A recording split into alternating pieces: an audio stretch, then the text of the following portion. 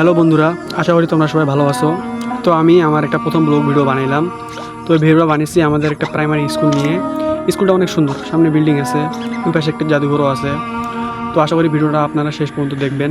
আর যদি আমার ভিডিওটা আপনাদের ভালো লাগে তো চ্যানেলটা সাবস্ক্রাইব, লাইক এবং কমেন্ট করে আমার পাশে থাকবেন। তো একটা সুন্দর একটা গান লাগাচ্ছি, আপনার ভিডিও দেখে একটু এনজয় করুন।